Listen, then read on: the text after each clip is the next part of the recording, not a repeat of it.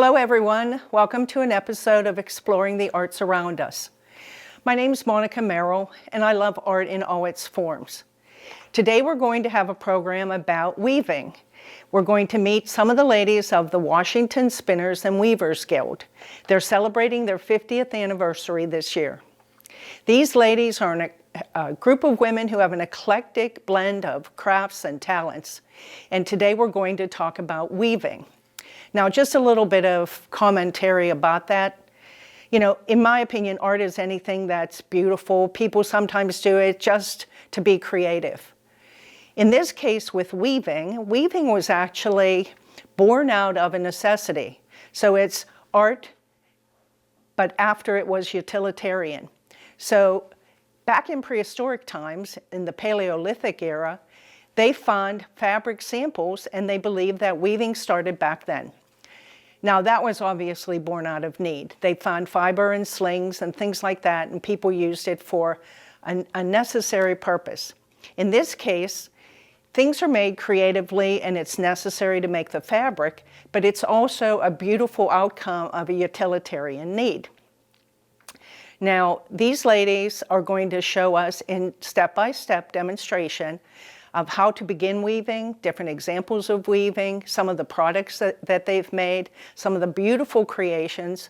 So we're going to go through a segment with each person. I'm going to have 4 people with me, so I'll introduce those to you in just a few minutes.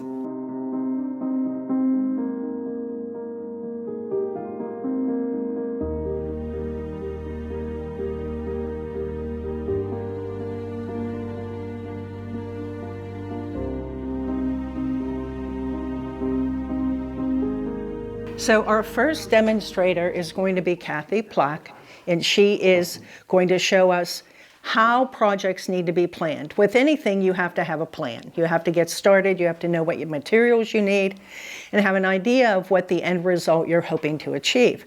So in this particular example, Kathy's going to start us through what a project involves for weaving. Kathy also, in addition to weaving, does crochet, she spins flax. What else? Oh, I spin whatever, anything. I spin whatever I feel like. I spin cotton, I spin wool, I spin flax. You know, we all tend to just do everything. Right. And so. Which goes to show you the variety of things you can use for weaving. So let me hand it over to Kathy, and she'll take you away at the beginning of how to get started on weaving. Well, the first thing is you have to really understand what weaving is, and we stretch threads out that we call the warp, and then we interlace it with another thread that we call the weft or filling, and that creates a fabric. And there are so many ways to do this, it will just, you have so many choices, you have no idea. You can weave on a piece of cardboard just by making slots and winding a thread around, and then you would fill in with your weft. You could weave on a box with thick yarns, thin yarns, cheap yarns if you want. It doesn't have to be expensive. Everyone just about has made one of these, a pot holder, and that's valid weaving as well. Sometimes you'll see a loom like this that looks like a pot holder loom but really isn't, and you can make squares and put the squares together. And once again, you can use yarn that's not necessarily expensive, but looks nice and makes a design. So that's the simplest way to do it. And then you have to worry about things like exactly what are you going to weave and what inspires you.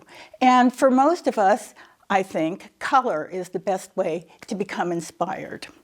And I know it does for me. And one of the simplest things to do is to make stripes. So you would get out your crayons or your colored markers and just make stripes. You would be able to put whatever colors you wanted together and know what you like, and then plan from there. Now, Kathy, do you write these on a piece of paper? Is that what you're thinking? So you make yourself like a design on a piece of paper. Yes, and this depends a lot on what type of loom you're using. These very, very simple looms lend themselves to stripes. A loom like this would lend itself to stripes, where you would be using the warp this way and maybe making a number of colors that you like, by the way. Is there a lot of math to go into figuring out what material you need? There is always math. There is always But math. don't be afraid. There's always math. Don't be afraid, because if I can do it, anybody can do it. Weaving, you need to know how dense you want the fabric. And we call this the set, S-E-T-T. And the set is how many threads you have in 1 inch. I don't remember what this one is, but I think I did this at 4. So 4 threads would be 1 inch, and you would want thicker yarn. For some other things, you would want yarn that's thinner and more threads to the inch, so you have to know how much yarn you really need. If you were to take a small loom that you needed to have 4 ends to the inch, and you wanted to make 4 inches, well, that's easy. 4 times 10 is 40. Now, you need to know how long it's going to be. We're going to say 2 yards, because that's easy too. So that would mean you would need 80 yards for your warp. And then Elaine will tell you how it's wound and everything like that, how it's prepared. But that's the basic math. And now, can I ask you, can you buy a pattern that will explain all this stuff to you? Yes. Patterns are almost everywhere when you know where they are. One of the best things is a magazine. A magazine will give you everything you need to make the pattern that you see. It will tell you the kind of yarn, where to buy the yarn, and how much you need. It will give you directions on how to thread the loom, so that you can sit down and weave exactly what you see there. So sort of like dress patterns where they tell you the amount of fabric and the type of fabric that would be best suited to that type of an outfit. So in this case, they give you an example of a project and tell you the best yarns that would work for it. And then the colors are obviously up to you. The colors are up to you, yes. But you can see, especially in this magazine, there are stripes everywhere. Everybody likes stripes. And then there's another magazine that I have here that's for little looms, like I showed you, that also has stripes. Everybody loves stripes. It's easy and it's fun. And if you don't want to do the crayons, you can take yarn and make color cards. And I took a thick yarn, I took a shiny yarn, and a thick and thin yarn, and I wrapped 10 wraps with each color, and you can see that they all look different. Oh, so this is kind of like your trial to see if you're going to like the finished product, the way the stripes match up. The way the stripes match up. Do you like these? Do you want some thicker, some wider, some fewer number? And that's a good way to check to see if the yarn is suitable. So sort of like when you're picking paint for your walls and you want to look at all your swatches against each other. So in this case, you put all your colors together so that once you have your pattern, you know what your colors are going to be like and when you want to use each color. Yes, okay, cool. Yes, and that's part of designing. To figure out where you want the color and what colors that you do want. The nice thing about using a magazine is that you can weave projects in magazines for a long, long time. You can, because they give you everything, you can be pretty much assured of a good piece of fabric whenever you're done. Cool. So this gives you the basic fabric.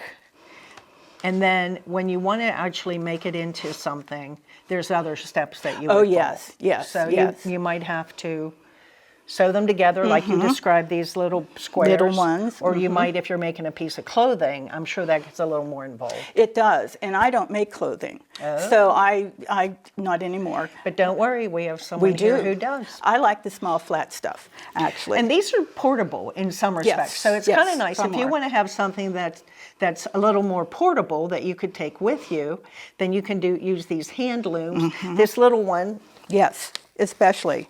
that you showed us the example of, which again is like your pot holder loom. So these are a little bit more portable. Yeah, they are. And that's exactly why I bought that. My husband and I used to take a lot of rides. He did some research. He was doing cemetery research. I would sit in the car and I would make those, or I would spin or knit or whatever I was doing at the time. But that's portability. See, so this will keep your idle hands busy. Absolutely. Very good. For a long time, actually. Of course, you have to sew them together, but that's something else. That's okay. You know, that's something else. And then the other thing, then, you can do this for a really, really long time. But when you get adventurous, you would need other patterns. And one of the best ones is this book. Everybody knows this book. Hand Weaver's Pattern Book, the green book. We'll make sure that's on the list of references at the end. But what this book does is it is a little bit more advanced. It gives you the bones. It tells you the pattern. It shows you what you can make using the directions, but you have to know how to balance a pattern, and you need to decide for yourself how wide you want it, how many ends in an inch, and that sort of thing. And so that would be your next step to designing. So this sort of weaving is sort of your introductory level, where you can use a hand loom, do it with whatever patterns you like. You could probably just sort of practice going back For and forth those, and make yes. it up. And then as you progress, you could look at a more extensive pattern, a more colorful pattern, more and a different variety. loom. And a different loom. These patterns take a different type of loom, which Barbara will show you. But this is something that when you get the urge that you want to learn more, this would be one of your next steps because of the things that you learn with it, that, yeah, you can make whatever you want out of this book and have fun doing it all at once. And are these examples of some of the things that you've woven yourself? Yes, it is. The other thing that I use for inspiration is yarn itself. I kind of get myself into trouble because I like yarns, and then I can't resist. But Do you have a big stash? Yeah, I do. I do, yes. Yeah, we all do. Yeah, we all do. You can take different yarns and do the same exact weave and have it look wildly different. And that's what the other inspiration I wanted to show you. Now, If you could feel some of the different textures, you would be amazed, You'd be amazed. at the different textures. Okay. Barb's going to give us a hand here. Yeah. So this has not been cut or washed, obviously. So it's not really in its final form. But this piece of cloth and this piece of cloth are the exact same weave structure. When I was done with this piece, I tied this yarn onto it and wove another piece. Oh. And would you ever expect this and this to be the same? Never. That's what yarn will do for you. Nice. You have That's where I get excited. You have some lovely pieces. thank This is you. almost like what they used to call a boucle. It's got a little bit of a nubby texture It to is. it. It definitely is. This Oh, is thank you, more. Laura. This one is more like a crocheted comforter almost, but it's a woven woven piece. This piece and this piece, once again, and this piece are all the same weave structure. Oh my gosh, that's beautiful. And you can see they're dramatically different textiles. Here you go. Let's straighten it out so you can have a look. Whoops. Sorry, once again, a piece Oh is my not goodness, done. that's lovely. And this too, they're all from the same pattern. And that's just different yarns. Actually, you hand dyed this yarn. Yeah, I did. I dyed that, yeah. And this, and that, well, that too. So when we talked, if you remember, there was a program a while back about dyeing fabric. So these ladies Sometimes they start from nothing and they start from the dyeing the fabric to the weaving the fabric, weaving the yarn, spinning the yarn, flax, whatever, making it into a woven item. A woven item, and I have very few things like that, but I have done it once or twice. This happens to be an example of something that's handspun. And then you can take wildly different things. This is actually one of my favorite pieces because Thank you, Barb. and everybody knows I love the Or thank you, Elaine. Sorry. I love the metallics, and so that was playing around. Now, will this be like a table runner? Or I don't know what you it will don't know be. yet. I don't Okay. know. I usually don't know anymore. I just want to get it woven Got and it. see and play around because that's what I like to do. What I can tell you about this pattern is that it is from the oldest known published weaving book of patterns. Wow. From 1677, and so it is timeless. That it probably would have been done in linen. This is tencel and metallics, and it's a totally exciting piece of fabric. Fit for a queen? Or something, yeah. Yes, fit for a queen. Yeah. Yeah, a block weave. Very nice. Yeah, so, you can take something that's very old and make it very contemporary, and that's with designing, with Good. yarn. Well, you've given us a good introduction to how you can go about it, different things you can do to make your patterns. So we're going to stop here a minute, and then we're going to go ahead and introduce Elaine and Barb, who are going to take us on our next step. All right, sounds wonderful. Back in a sec.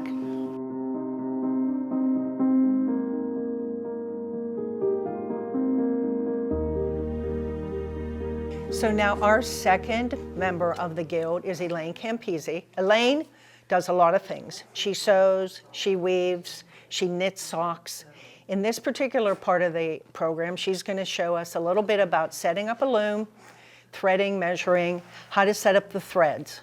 So Elaine, give us your next demonstration. Okay, what I plan on doing, I'm using a pattern. This is my pattern, and it's taken from a weaving book. It's called the Raku Design. This is the actual finished product. And Beautiful. I will make a same scarf. It's 30 ends per inch, which means there are 30 strands of yarn for every inch of fabric. Here, I'll take that. And I plan on using yellow as my background, and then the colored warp as a weft, just for design. So basically, I need 30 ends of yarn per inch. And the reason for that is because my thread is a 10-tooth tencel thread. It is thin, and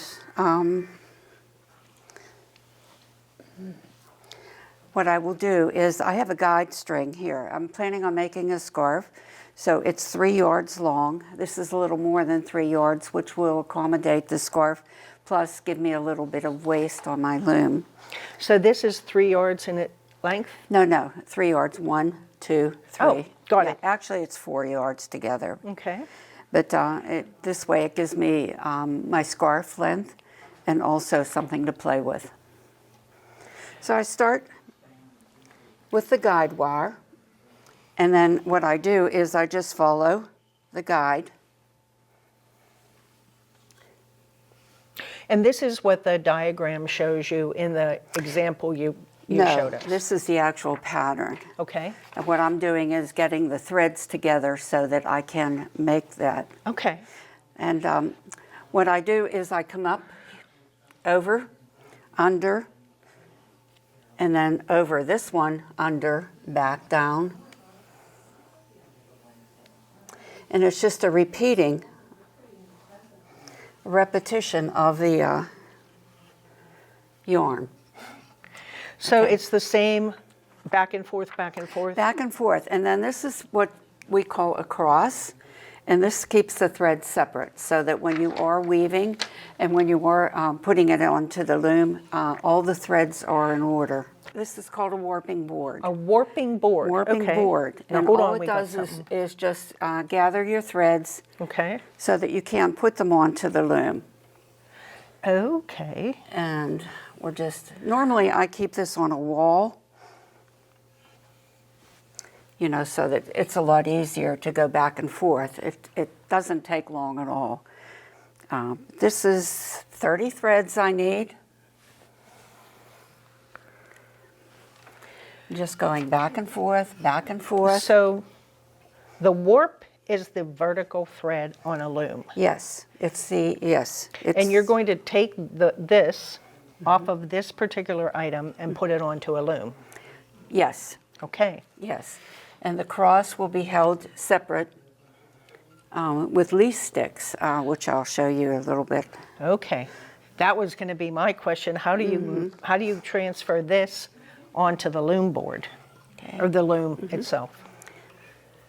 So again, when Kathy was talking about color, that's another piece of this. You have to think what it is that you're going to want to do as far as how your pattern's going to look for your color. Right. I love this yellow. It's beautiful. And you can do stripes. Do many people use the variated color so that it's kind of more of a random pattern? It's nice because it gives you a nice color combination without your having to do a lot of work to do that on your own. So otherwise, you have to dye your yarn. Okay, and we're going to pretend that I already have 30 threads Okay. on here, which would be an inch. So what I do is a counting thread. I need 9 inches across.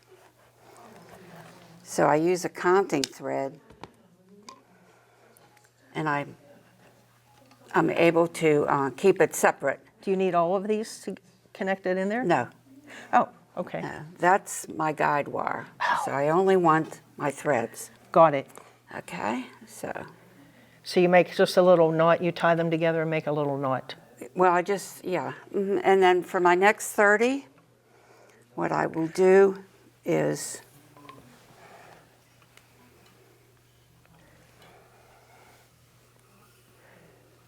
Oh, I see. So you've made that one section and you're going to do the next section. we're and do pretending the that's same- 1 inch. Got it. Yes. And then you'll do the next. The next session. If you wanted to do stripes, then you would, add your stripe there, your different yarn. So do you always start with a warp board before you go to the loom? Do you Yes. ever put threads directly on the loom? Not unless you're tying on, which is a different process. Okay. It's where the loom is already warped, and you're adding a new warp to that, so you can tie it on and just. Okay. It avoids threading and rethreading the loom. Okay, so this is a step that I didn't realize when I was reading a little bit about the weaving. I was thinking you went straight to the loom, but in this case, you're showing us that you need to go have a warp board first, where you Yes. set up your threads. Yes, and there are different warping boards. There are some that are horizontal, and you can spin. Oh, really? Okay. Horizontal or vertical. Now, this is a weird question maybe, the diameter of these pegs, I mean, are most of them this size and pegs this shape, or do these come in different sizes and shapes? This was made for me. Okay. So I just went with it. Okay. Yeah, Okay. you can buy a warping board, and it's usually 1 yard intervals. Okay. Because these are spaced differently than the vertical pegs are closer together. These are further apart. Yes, and the reason for that is because of the cross. You want to keep that a little further away. Got it. This will go onto the what's called a rattle. So if you're making a pattern that you're following, then it will give you the dimensions of the amount of yarn you need or string, whatever you happen to be weaving with. But if you were just feeling artsy craftsy and wanted to just do your own thing, you could just kind of make up your own number of threads and figure out how you want to. Well, yeah, you want to. The number of threads is determined by the structure of the weave. Whereas Kathy used the same structure.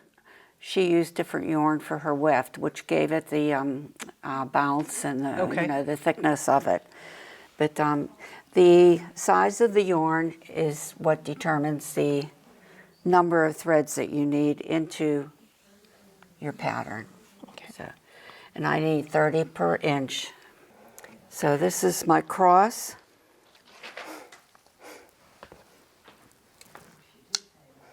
Oh, and this is another inch. Okay. So you tie one, then you tie the next one on, and then you tie the next one. Right, right. And that way you keep an accurate count.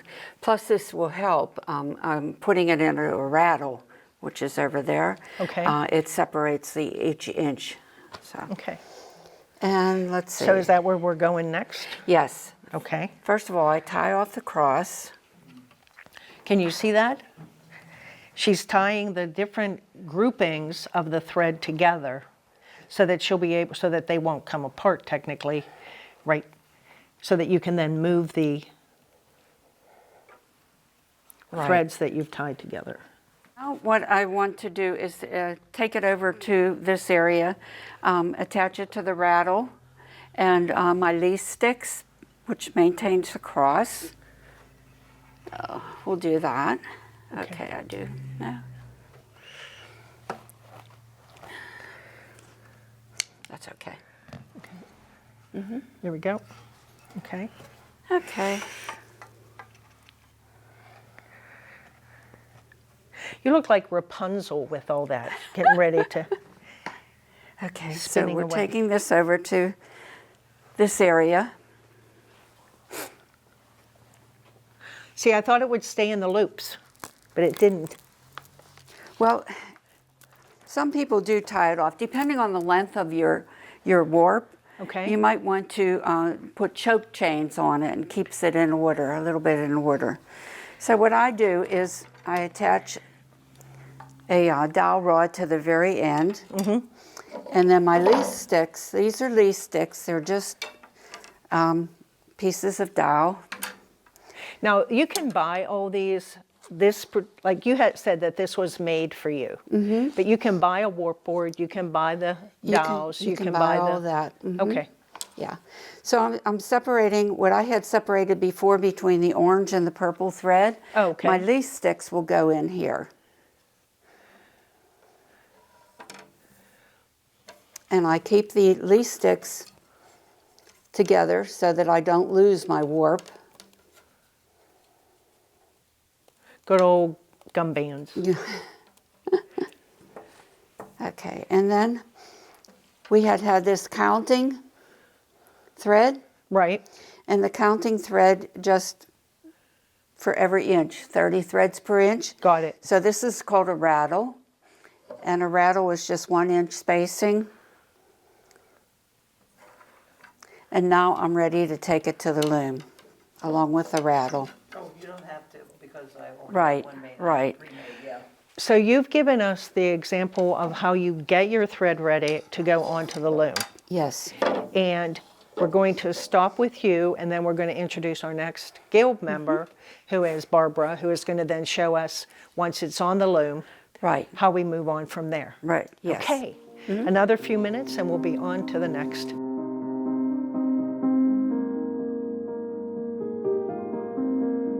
Elaine showed us how to set up a warp board and get her threads ready to bring over to the loom. Our next person to demonstrate is Barb Campbell, current president of the Washington Spinner and Weavers Guild. And she is going to show us the actual process, thread on the loom, how to manage actually beginning a project, and she's going to talk us through the whole thing. Go Okay. on. All right, well, first, as Elaine showed us, she did a warp, and I did a similar warp to have it already ready. Mine is only going to be a couple of inches wide, and I only made it 2 yards long, so that it wouldn't take nearly, that much time to do it. But again, I use, instead of dowel rods, I have this kind of little flat metal that I use for my end stick.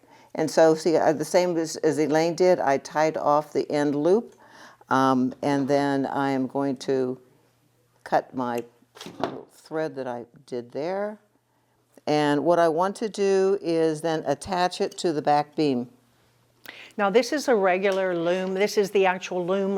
This is a loom. This is an Ashford table, what they call an Ashford table loom. It has 8 harnesses, and each one of these is a harness. And so I will eventually be threading, them through each one of the harnesses. But first, you have to kind of attach it to the back. So here, what I'm going to do is I use this as just painter's tape. Can I hold it for you? And, well, that's enough. And I just usually use this because it doesn't leave any marks. Do you need more? On my loom. I will need another piece, yeah. And so I'm going to just wrap that around and just tape it on there. Yeah, I didn't do a very good job. Okay, that's good. And we'll just do the other end here so it's on pretty secure. So you're Okay. anchoring this end of the yarn. Actually onto the loom itself, Okay, yeah. got And it. then you need, yeah. And as Elaine did, she also made groupings. So I also have just 3 little groupings here. So we'll kind of undo one at a time. I usually don't make a knot, yeah.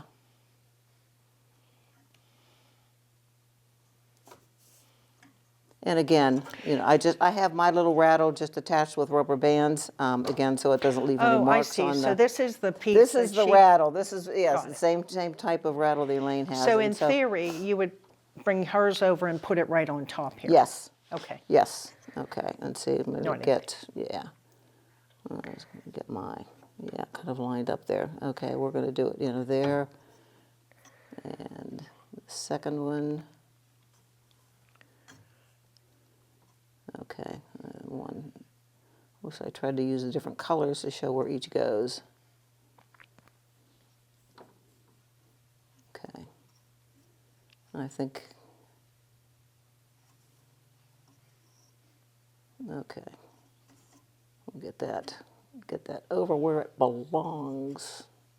So now you're sort Okay, of sorting and the rattle, threads. yeah, the rattle is you're kind of storing it on the loom, but the rattle is so that if you're going to do a project, let's say mine is only going to be 3 inches wide, but if you wanted to do something that's 10 inches wide, the rattle just helps you separate that yarn as you're winding it, on the loom. It just helps set that up. And I use different types of lee sticks. Mine are flat. You can use dowel rods. Okay. Elaine made it, you noticed Elaine, when she was running it on the warping board, she made that cross. That cross is to keep your threads in line. Because especially if you're doing, fine stripes or something like that, you want those threads to be all you don't want them all mixed up. And this helps you keep them in order of any yarns. So whether you're using stripes or not, it just kind of makes it easier.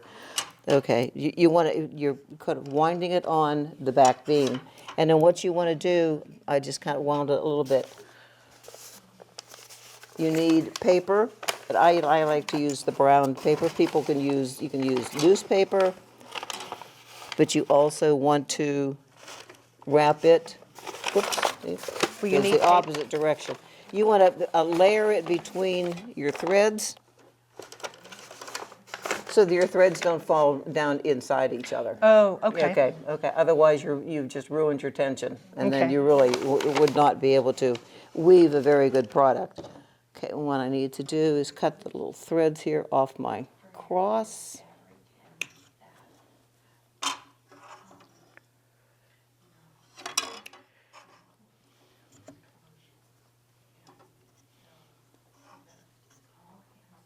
Sometimes it seems a little bothersome to go through all these steps, but they are very important. Well, I think what you're saying is you have to get the basics down. You have to get everything organized. You have to get everything So that- organized before yes. And going through the tension of the lee sticks also puts tension on. Here you have the paper. Okay, yeah, it just. And see, your rattle has kind of kept them, sort of separated there. Got it. Okay, let's see what I've got up here. Okay.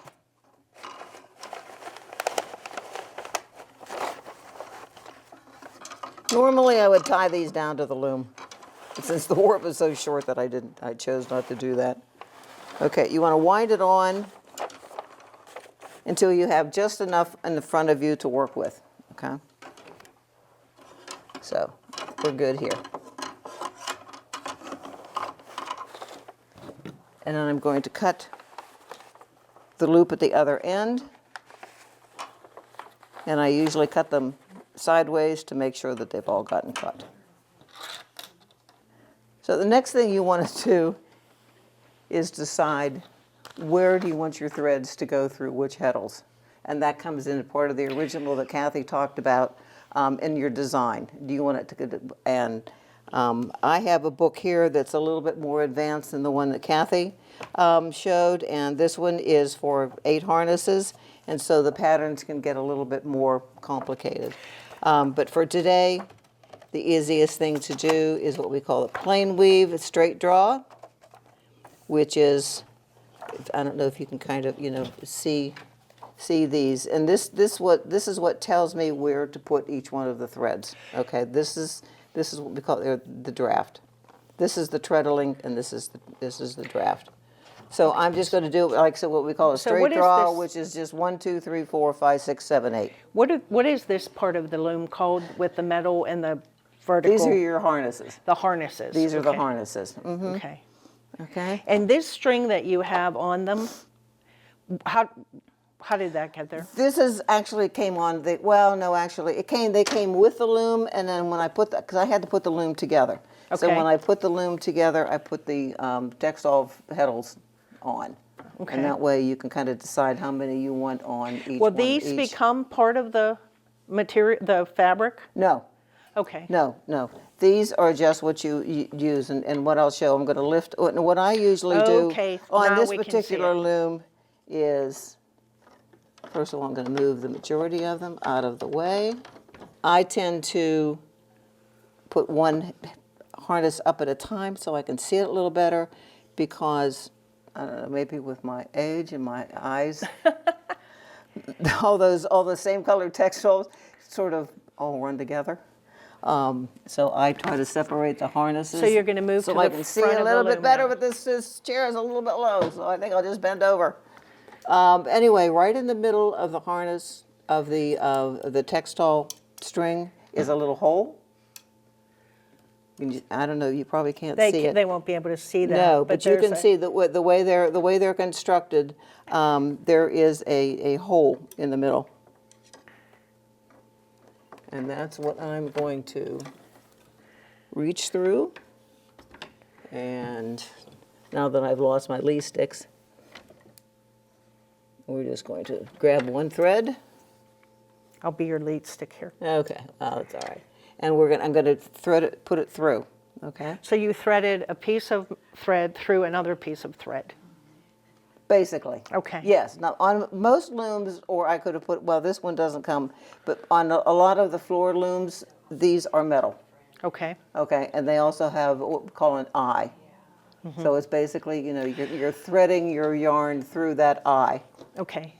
So just so that I can understand and people can understand, this is going to be helping you create the pattern. Yes. So these strings then, they're not tension, they're a guide. They're a guide. They're the guide. They're the Okay, guide. Now we They're- understand. yes, they're the Okay, guide. So they're the guide, and so as you decide on your pattern, you, I guess, select of the different vertical strings of how you're going to. Yes, what I'll do is and you'll get, see, if you just wanted, once these were all, in the next one, I'll go in on heddle number 2, and then heddle number 3, heddle number 4, or work my way down. Okay. And even on what we call the straight draw, there are numerous combinations of weaves that you can get.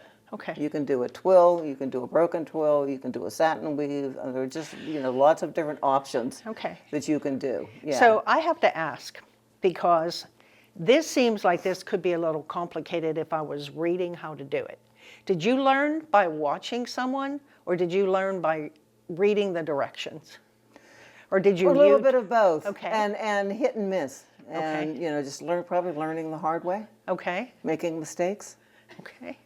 Okay. Lots of mistakes, but don't worry about them. You know, everybody makes mistakes. Okay, so and once you you learn from your mistakes. Okay, so once you start working your thread through, so will you do another, like, how many of those do you need to come through the, what are these strings again? The heddles? The heddles, yeah. I will take each one of these strings and I'll put them through a different heddle.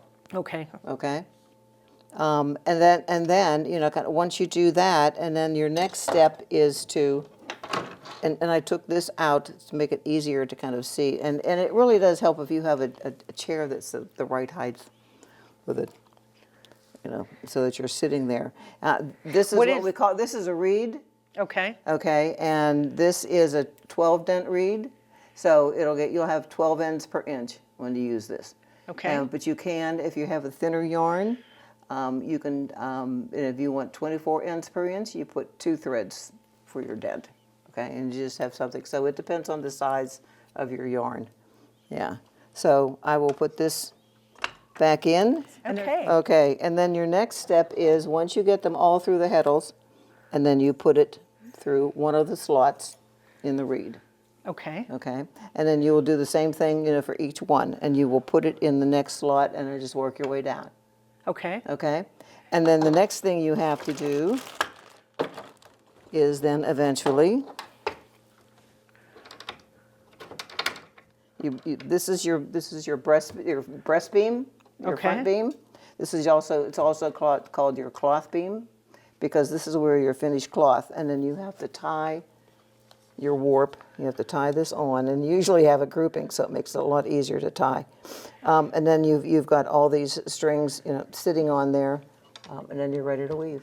Okay. And for this little loom, I just have this small shuttle, and I have these small bobbins that I filled.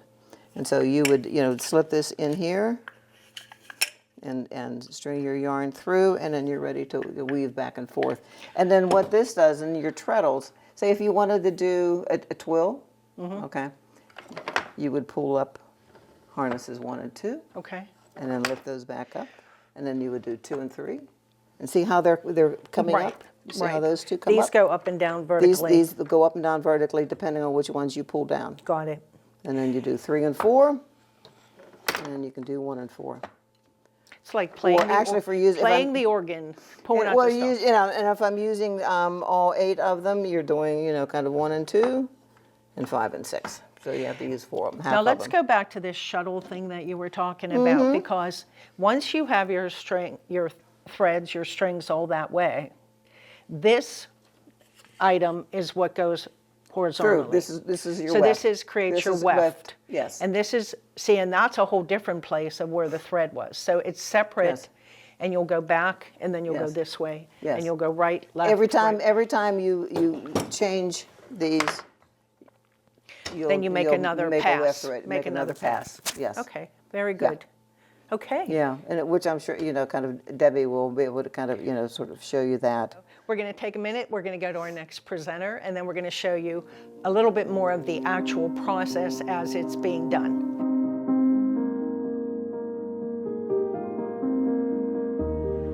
So Barb showed us how to set up a loom and showed us some of the different parts of the loom and the threads and the warp and the weft. And what we're going to do now is talk with Debbie Hadfield, another of the guild members. You might remember Debbie from the dyeing workshop, the lady who stops on the side of the road to scavenge plants. She has a lot of skills. She does spinning, weaving, knitting, what else? Dyeing Dyeing, of course. and making clothes into yarn. So Debbie's sort of a recycler. She is one of these repurposers who takes old things and finds new uses for them. So she's going to give us some rundown on how she goes about doing that. So go ahead, Deb, tell us Okay. all about it. So first I take a t-shirt and I cut it just underneath the armpits, and then I put it on a flat table and I cut strips into the t-shirt to the point where it looks like this. And then I take Hold it up. this down. I'm going to do these first and then I'll pick it up. Oh, good. Okay. And then what I do is I pick it up, put my hand through here. And whenever I fold the t-shirt, the both ends, this end and this end, are not opened. And so I have a loop here and a loop up here.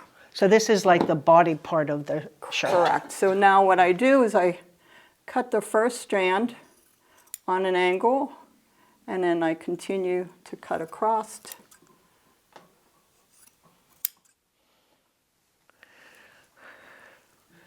So you're basically making a spool of thread, Yes.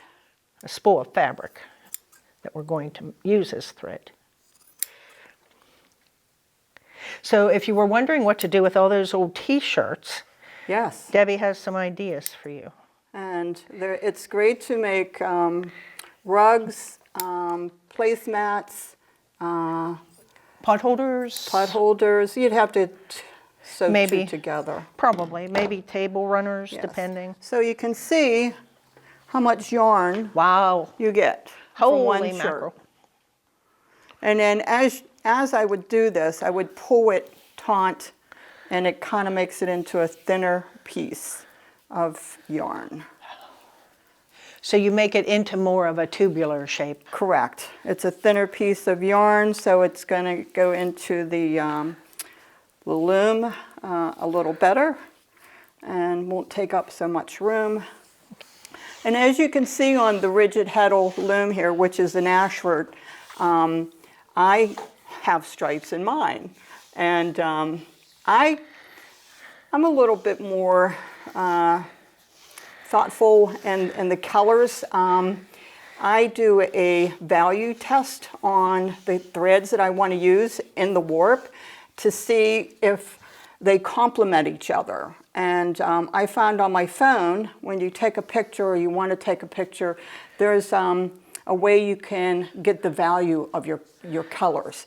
So I do use that a lot, and that's how I came up with this combination of colors here, because I wanted to make sure that I wasn't going to overbearing the color choices. So then I get a shuttle, and this is, they call it sometimes a rug shuttle, and just add the cloth onto here. Now, before we get too far, let's just remind people, the loom that we saw Barb had is obviously very different than the one you have here. Yes. But it has the same parts, essentially. Now, is this your heddle? That is my heddle. Okay. And, no, I'm sorry, this is my reed. Reed, sorry. These plastic pieces inside are the heddles. Oh, and you can't really see these, but there are little eyelets in this, which is where her pieces of thread Yes, go in. and one goes through the eyelet, one goes through the slot. And this, Are you in there? yeah, this rigid heddle has a upper, a resting, and a lower section of it. And it also can use two different reeds in it for a twill pattern. So there's a back section Yes, here there's a that you back could have a section. second. And you Correct. have your paper wrapped like Yes. Barb did to keep your thread separate. Correct. Now you've got some started here. I did. And this is the example of her tying off, right? She was Correct. talking about that. This white thread here is to bring the fibers together, and because you can see how it's spaced apart here. Sure. And this first piece is the just to bring it together. The second piece here is my header, and I got 10 picks here for the header, and then as I get done with it, my finishing would also have a 10-inch header. Oh, so for example, this would be the edge or the hem Yes. of the item that you're going to make. Okay. And generally with the rugs, I'll fold it over once and sew it, or if I want to be creative, I'll do some sort of knot ends. Tassel thing? It's yes, a tassel. There's different patterns you can use. I like using a Damascus. That's you take one thread and kind of do it a half hitch knot, and then you keep doing every thread like that, and then you turn it over and do the opposite, do the same thing on the back side. And it adds a little bit of a more finished design to it. Got it. And it's not, it won't come undone. So I like that. I also, like I said, like sewing it on the end too. So the material on your shuttle, Yes, is that t-shirt material like from this shirt? correct. Okay. And I have several here that are already done and different types of material. I'll just put my shuttle through. So this is creating the weft. Correct. This Okay. is the weft. The weft went through the warp. Okay. And you make sure that you don't make it too tight on the sides, because then it will pull in, and you'll have pulled in, out, and out. Sort of a wavy edge, Yes. which is not what you want. So now you're tightening that with this Yes. shuttle, and there are other The tools. reed. The Yeah. reed, sorry. And with Barb's, hers is on a device where she can do a tighter push onto the fabric, and where mine is not. And because of that, I have a little tool here, Looks like a comb to me. and which I can push these threads down, the warp down more, the weft, I'm sorry, the weft down, and have it tighter. You can see how it looks, how tight it looks. So just a question. So you don't want the ends to be too tight, but Correct. you do want it to be pretty tight against the next thread down. Correct. Okay, so now you go back the opposite direction. Correct. And you see? And sometimes this happens. You cut a little bit too thin, and just don't pull on it too much, and it won't break. And change the shed, and just keep weaving. So why do you do it when you went this way? It was lower. You didn't open it, but this way, it changes the breakdown of the Yes, threads. it's the shed opens to different ways. It's this is let's see. So that's it's a little hard for you to see on the camera, but it picks up different threads Yeah, when you it's can higher see down or here lower. better. Yes. Yeah, in the bottom. There's two sheds to this. This is an upper shed, and I'll throw this again.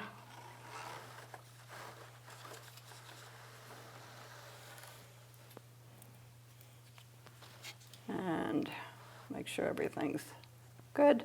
And I like leaving a little bit of a rounded piece here, because that way I know that I have a little bit of space for the threads on the side here. Got it. Okay, and then the next shed is the bottom, and you can see how it's changed. How it separated them. Yes. Yeah. So this is, and again, is this a pattern that you have been following, or are you making this up? This is just a plain weave. It's your basic weaving pattern, even with the pot holders. Now, when we were talking to Kathy, we talked about the fact that that's probably a good way to start on a Yes. mower. Yes. Is this type of a loom and this pattern more difficult than what? Or No. easier than, so it's This easier? is much easier, Okay. right?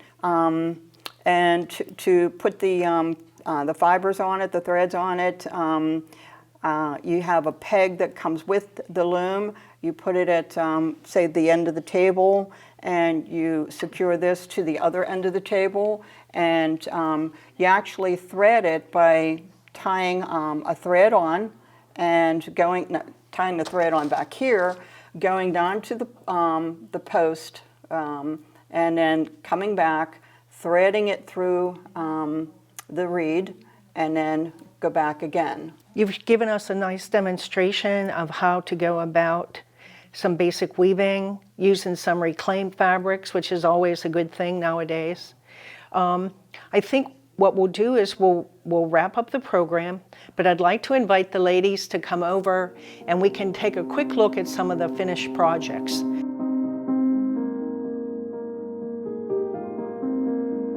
So you've been seeing some examples of weaving and how the whole process occurs with hand weaving. Now, many of you are sitting there thinking, why would you do that when a machine can do that? But these ladies are crafters. These ladies are artistes who create beautiful products, and we're going to show you some of the things that they've made. These are placemats, and I do like a rag rug from recycled or repurposed cottons. And I also make tea towels. These are all cotton tea towels. I sell all my things. These are beautiful. I make scarves. I hand dye, space dye the scarves, the yarn, and weave with it.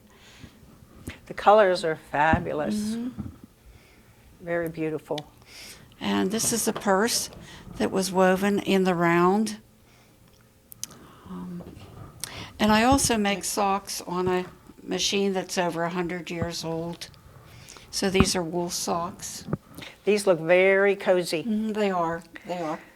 I kind of vacillate between going very practical things, which I made all my family one year, a set of napkins, kind of similar to these in a lot of different colors. So I do, kind of things like that. I also make tea towels, but I usually kind of, obviously, we all do something totally different. One person, all of us could use the same yarns, it's the same color, and it would come out something totally different. And then I also kind of I love to make pieces of clothing. I'll weave the material, and then I'll let it sit there, and my husband laughs at me because I sort of look at the material and I, decide, well, what does the material say that it wants to be? And he just thinks that's totally crazy. But it does. It talks to me because sometimes it'll tell me, no, that would look better as a jacket, or that would look better as a vest, or that would look better as a blouse. So This anyway, is a these are the beautiful things. item. Yeah. And I love linen. Most of what I have here is linen that I've woven. Some of it is dyed. I like the flat stuff. I like towels and table runners and that sort of thing.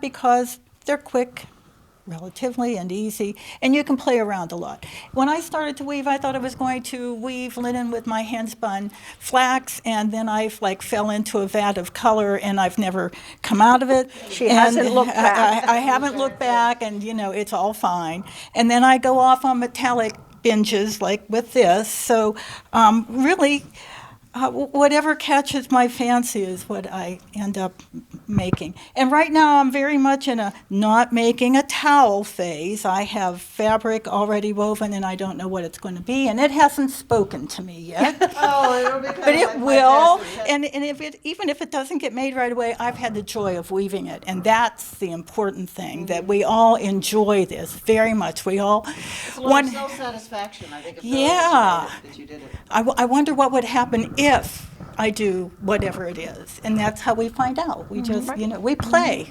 literally play. Well, and Kathy has come to help us come to where we can end the program, because this is joyful. This is a joyful experience. These women love doing what they do. While they're keeping an old craft current, they are creating beautiful things, and they're bringing joy and creativity. So over the last few minutes, you've been seeing 4 examples of women who are very, very creative in the arts of weaving. I hope that it's inspired you to look into that as something that you could do. But another thing about weaving that you need to understand and appreciate is that it's become an art form in and of itself, and it's become a contemporary craft. Fiber arts is becoming a very, very popular method of people expressing themselves. You can find it hanging in MoMA in San Francisco, in the Contemporary Crafts exhibits, and even down at the Three Rivers Arts Festival. People are making fiber art a real way to express themselves, fiber sculpture, using various materials, various types of looms, and really becoming creative about what they're doing with fiber. So you can start at the beginning and jump off into a very creative and very beautiful way to express yourselves. As we wrap up our program, I'd like to thank the 4 lovely ladies of the Washington Spinners and Weavers Guild for taking the time to demonstrate their skill and their abilities in weaving. Kathy Plack, Elaine Campese, Barb Campbell, and Debbie Hadfield. They are wonderful, wonderful women who have tremendous skill, and they would love you to join them in the Washington Spinners and Weavers Guild. Reach out to them and think about joining the group. They do a variety of crafts and they would welcome you with open arms. Thank you so much for joining us for this episode of Exploring the Arts Around Us. Please plan to tune in again. Bye for now.